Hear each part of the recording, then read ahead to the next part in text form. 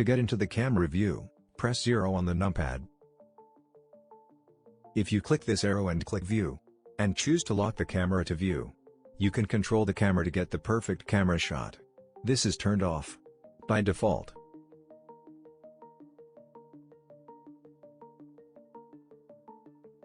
Press F12 to render the image.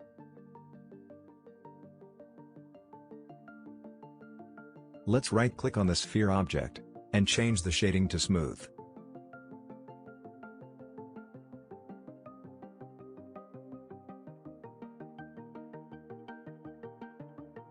Now we get a much better render on the metal sphere.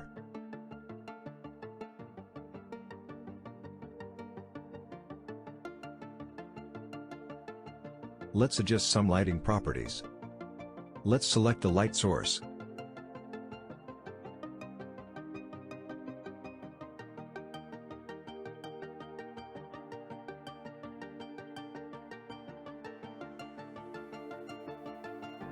We can rotate the light source by selecting it, pressing the arc key and moving the mouse. We can rotate on any axis by pressing the arc key and X, Y or Z directly after.